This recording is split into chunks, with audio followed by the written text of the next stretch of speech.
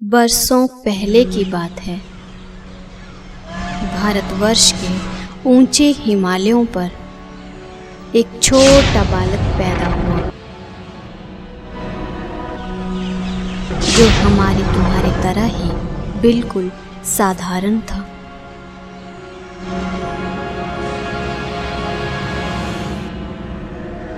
वो इन्हीं पहाड़ों के जंगलों में घूमता रहता और ये जानने की कोशिश करता रहता कि वो खुद आखिर कौन है। इसी तलाश में वो धीरे धीरे बड़ा होता चला गया। उसकी गहरी अबूझ प्यास और गहरी ललक ने उसे एक अलग ही मनुष्य बना दिया।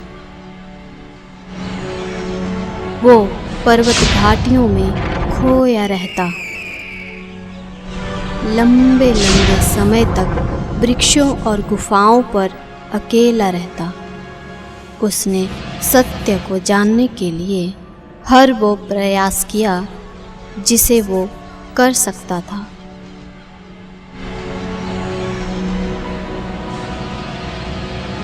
हमने उसके लिए सही परिभाषा ढूंढनी चाही तो प्राचीन ग्रंथों में केवल एक ही शब्द मिला, वो था अवतार।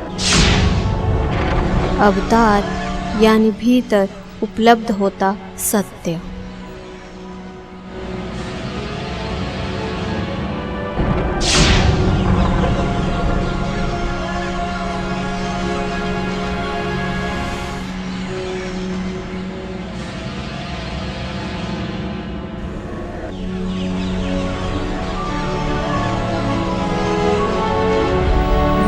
हिमालय की गहरी घाटियों में दुनिया से दूर होकर गहन समाधि लगाता।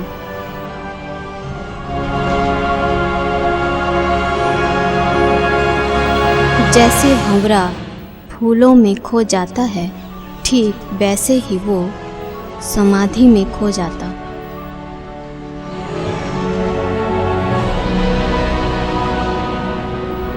अपनी समाधि में वो ऐसा डूब जाता कि अपने अस्तित्व की भी उसे परवाह नहीं रहती।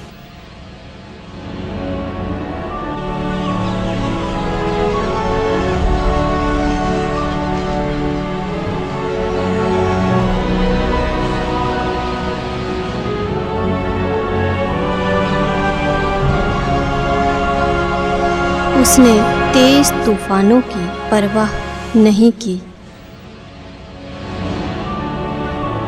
उसने सर्दी और गर्मी की भी परवाह नहीं की।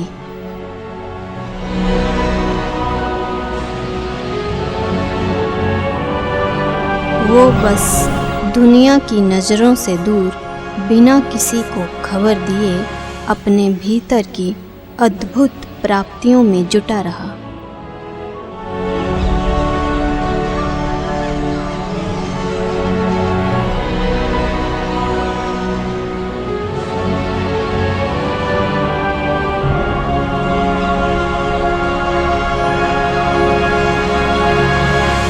उसके सामने भी अनेकों चुनौतियां थीं। भूख प्यास दोनों को जीतकर वो कमज़ोर शरीर होने पर भी अपनी गूढ़ क्रियाओं में जुटा रहता।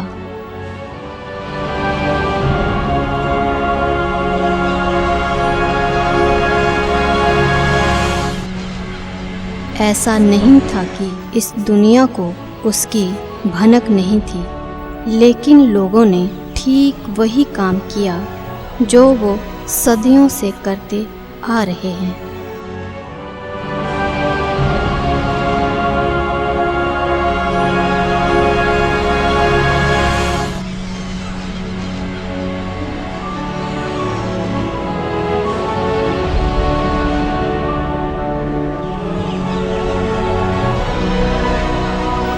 लोगों ने इस पर भी अनेकों आरोप लगाने शुरू कर दिए।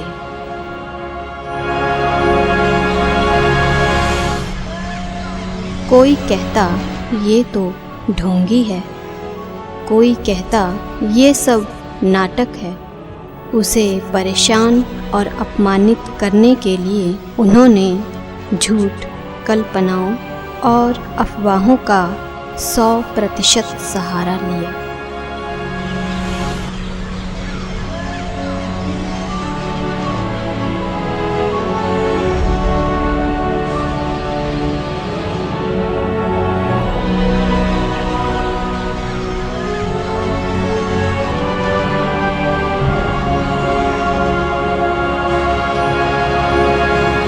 लेकिन इन सब से बेपरवाह वो बड़ा ही प्रसन्न होकर हिमालय का आभार व्यक्त करता रहता।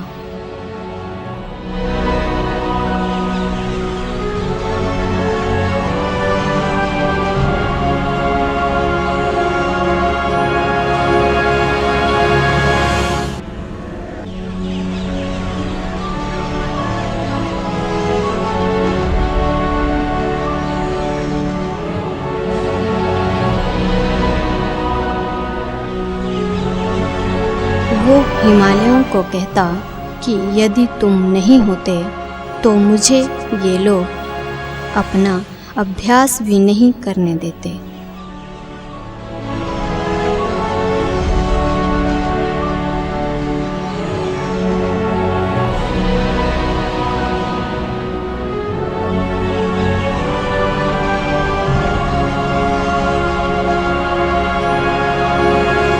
तुम्हारी ऊंचाइयाँ, गहराइयाँ और विराटता ऐसी है जहाँ मैं इन सब से ऐसे सुरक्षित हूँ जैसे माँ की गोद हो।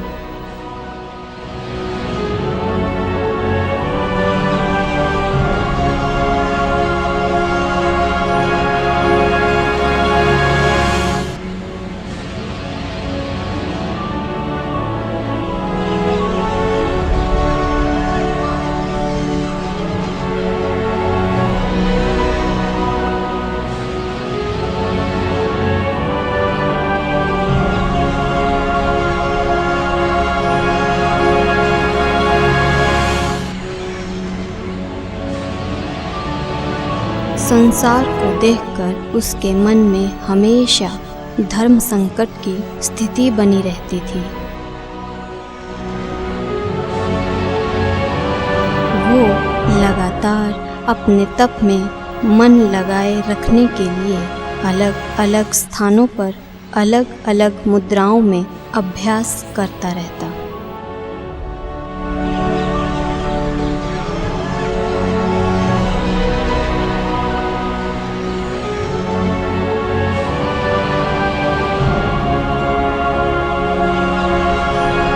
एक और उसकी साधना तपस्या बेहद गहरी होती जा रही थी। दूसरी ओर समाज के लोगों में उसकी चर्चाएं जोरों पर थीं।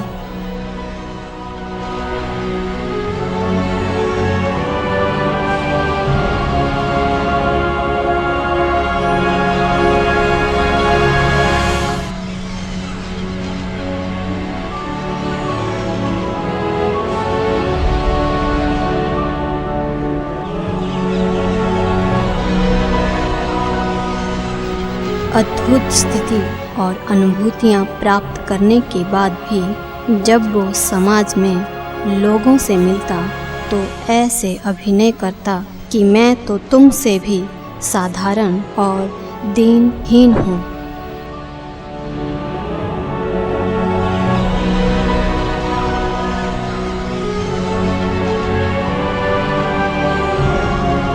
किंतु वास्तव में वो चेतना के उस सोपान पर जा पहुंचा जहां सिर्फ अवतारी चेतनाएं पहुंच पाती हैं।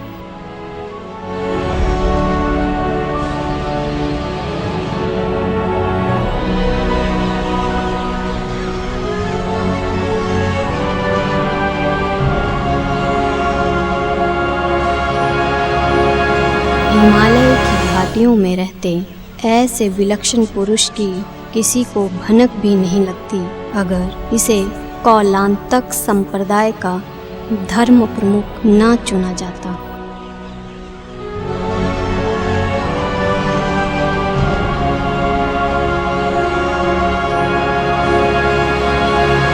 लेकिन उसे धर्म प्रमुख होना भी बदल नहीं सका। वो अपनी गहन साधनाओं में तब भी जुटा ही रहा।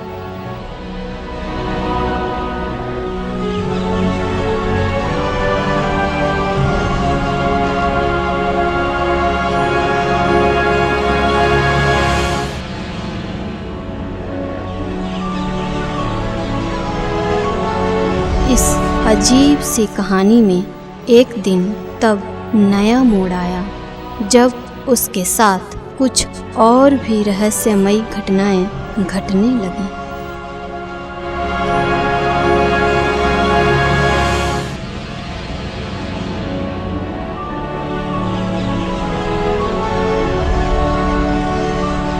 कुछ ऐसी रहस्यमयी घटनाएं जिन्होंने उसके शांत और प्रसन्न हृदय को भी तनाव, चिंताओं और अवसाद से भर दिया।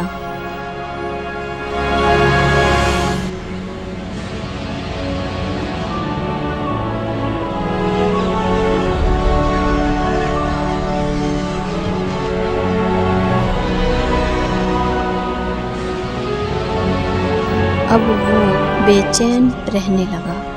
उसका तन बदन जलने लगा, रातों की नींद उड़ गई और मन में एक भारी सा गुब्बार महसूस होने लगा।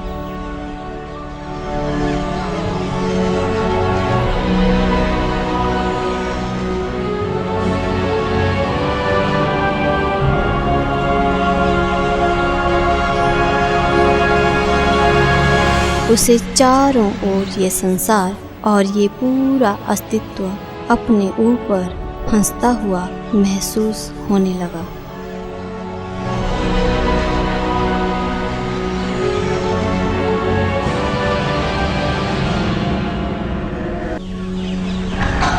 अचानक उसने अपने आप को कंटीले कांटों के भीतर छुपा कर रखना शुरू किया। वो लंबे समय तक नंगे बदन कांटों के बीच बैठा रहता। धीरे धीरे कांटे उसके बदन में धंसते चले जाते और उनसे उठने वाला दर्द भी उसे शांति नहीं दे पाता। उसे ऐसा लगता मानो एक काला, बुरा और डरावना साया उस पर हंस रहा है।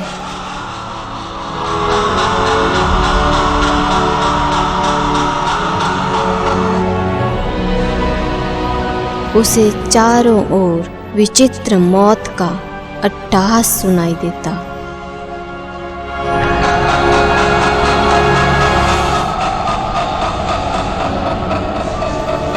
उसे पाप की काली शक्तियां मनुष्यों और जीवों को प्रताड़ित करती हुई दिखाई देती।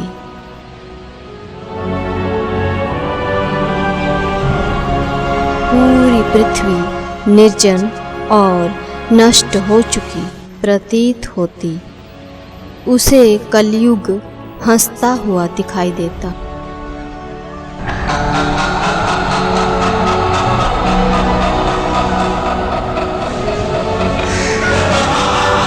दुनिया में चारों तरफ लोग रोते, चिल्लाते, सूखते हुए दिखाई देते। बढ़ता अपराध, हिंसा, छल, असत्य, भ्रष्ट आचरण की विजय होती दिखाई देती और सात्विक, ईमानदार, सज्जन बेड़ियों में जकड़े, कारागार में बंद, दुष्टों से प्रताड़ित, बड़ा ही हीन और दुखमय जीवन जीते नजर आते। हर ओर से आने वाली अनेकों आवाजें उससे टकराने लगती और वो उनसे बचने के लिए अपने शरीर को कांटों के हवाले कर देता।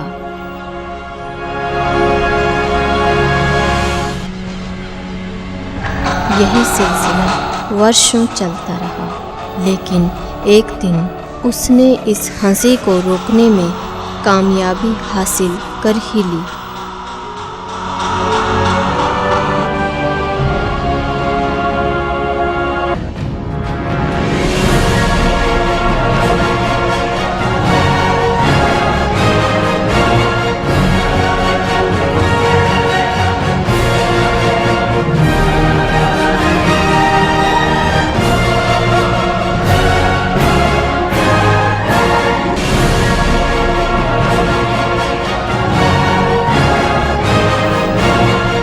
हमेशा हिमालय पर गुफाओं और कंदराओं में खोया रहता।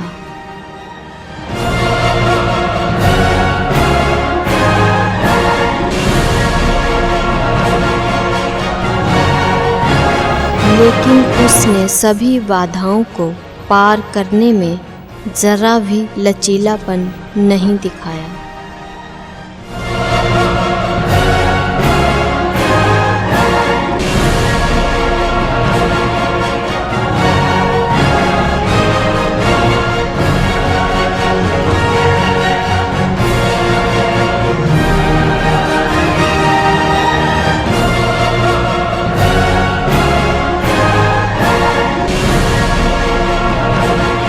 वो लंबे समय तक ही नहीं बल्कि महीनों महीनों इन्हीं गुफाओं में रहने लगा। हिमालय पर उसने अपनी तपस्या और साधना के लिए विचित्र से विचित्र कदम उठाए।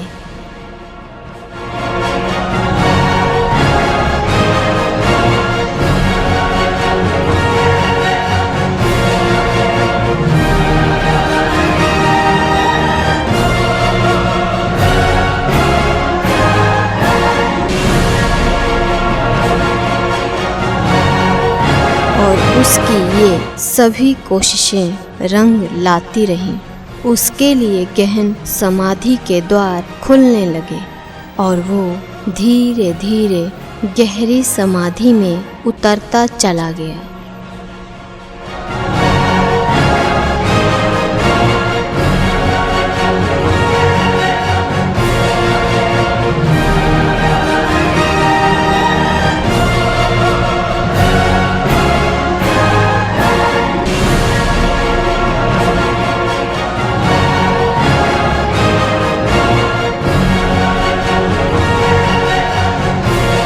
अब न दिनों की होश रही न रातों की खबर।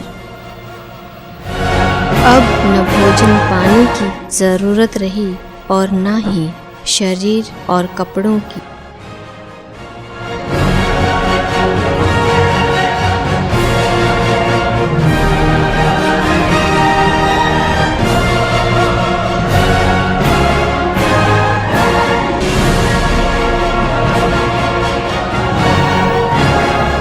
उसके लिए मानो वक्त अब थम सा गया।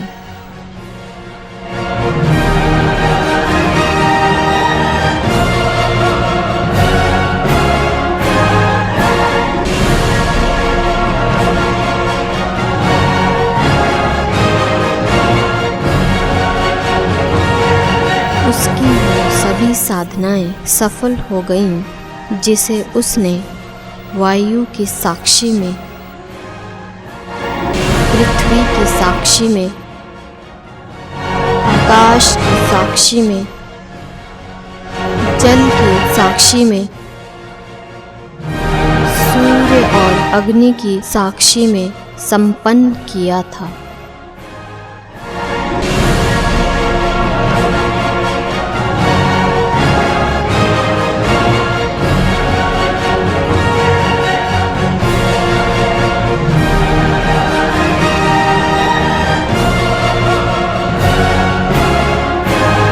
हिमालय के पर्वतों पर रहने वाले अनेकों सिद्ध योगियों का आशीर्वाद उसे प्राप्त था।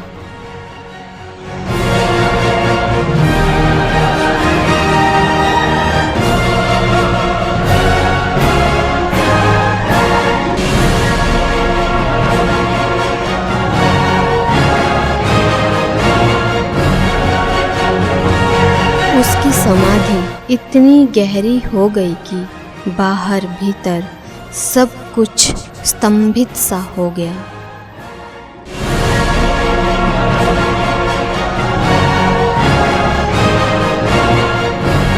अब उसने अपने भीतर के उठते तूफानों को शांत होता पाया।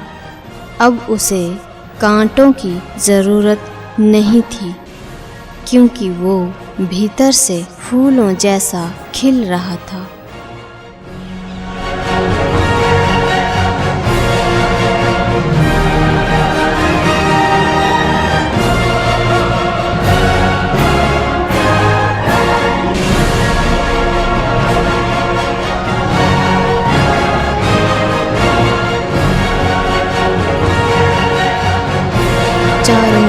से आती चीखने और चिल्लाने की आवाज़ों की ओर जैसे ही वो ज़रा सा ध्यान देता, वो चीख पुकारें खिलखिलाहट में बदलने लगती।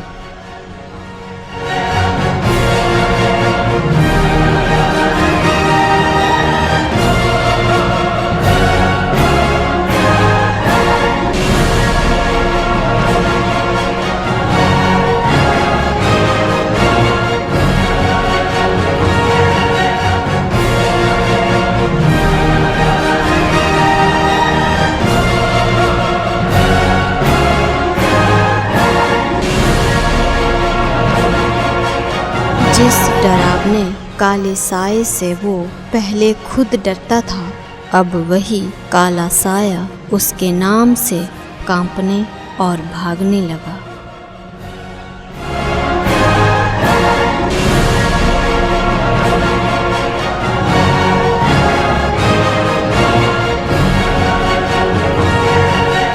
उसने देखा कि वो अज्ञात की ध्वनियों को सुन सकता है। उसने पाया कि वो अदृश्य को महसूस कर सकता है। उसने सृष्टि के विराट अस्तित्व को अपने ही भीतर सिमटा देखा।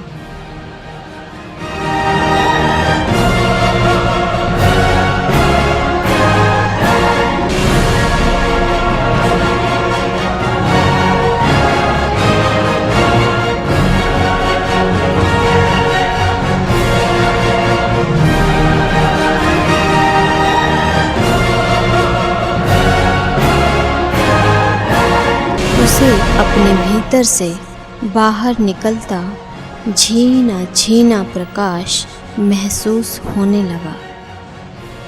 उसने अपने अस्तित्व को पूर्ण शुद्ध और चैतन्य अनुभव किया।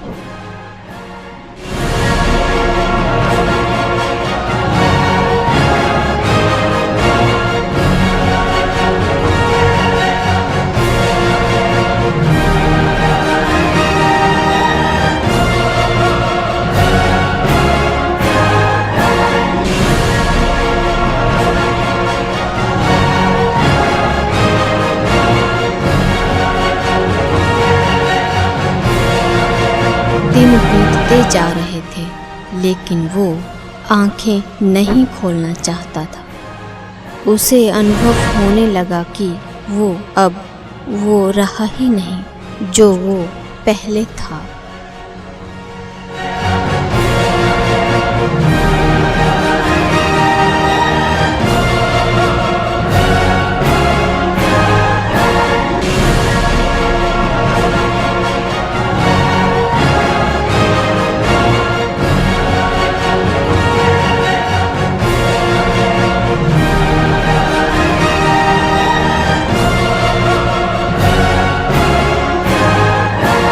वो पूरी तरह रूपांतरित हो चुका था। उसके भीतर कुछ ऐसा उतर आया था कि वो अपने पुरुष अस्तित्व से ऊपर अपने को परम पुरुष जानने लगा।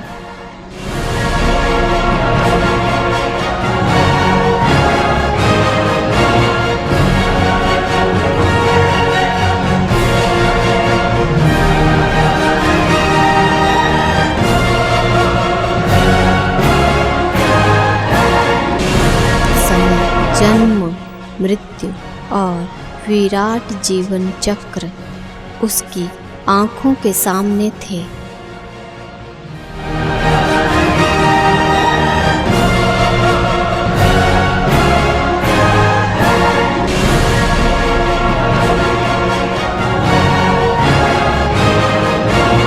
मस्तिष्क ने उसके इंद्रियों के सभी द्वार खोल दिए। चारों ओर से आता प्रकाश, चारों ओर से आती भीनी भीनी सुगंध और जिह्वा पर अनुभव होता अद्भुत सा स्वाद एक अजीब सी ध्वनि के साथ उसे समेट लेना चाहता था।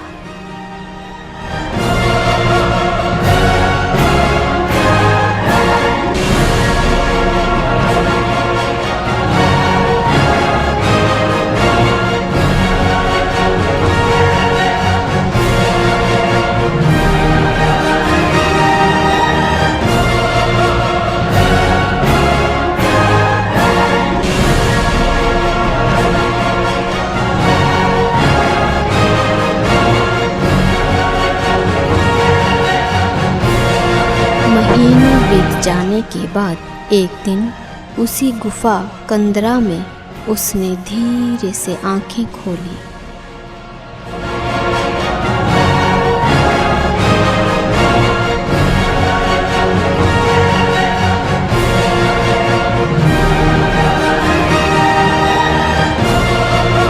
उसके शरीर से निकलता प्रकाश जा चुका है। चीखती चिल्लाती आवाजें फिर उसे पुकार रही हैं।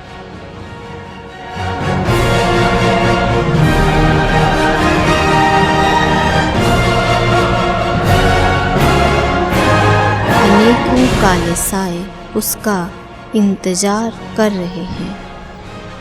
कलयुग उसे घूर रहा है।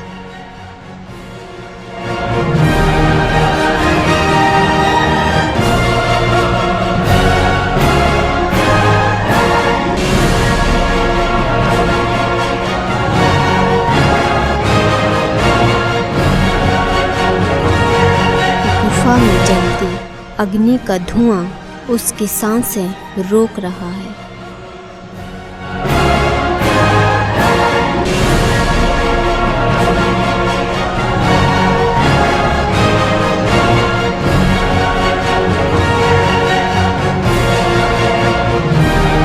उसने भीतर अपने जिस रूप को पाया था उसी को याद करने लगा और अब उसने ठान लिया कि जो अवतार उसके भीतर हुआ था वही बाहर भी होना चाहिए।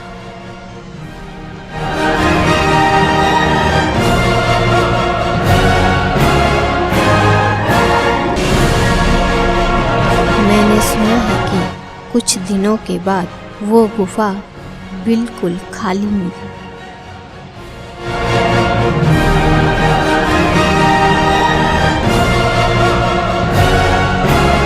उसकी भी कोई खबर नहीं थी। कई दिनों के बाद बस इतनी खबर आई कि अनंत हिमालय की ऊंचाइयों पर वो अपनी शेष रह चुकी साधना को पूरा कर रहा है।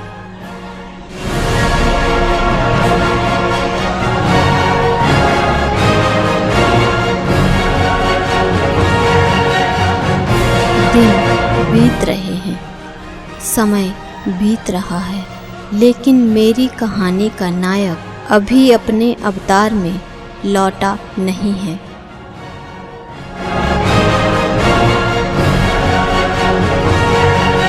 मुझे उम्मीद है कि वर्षों पहले शुरू हुई ये कहानी एक सुंदर मोड़ पर आकर ठहरेगी।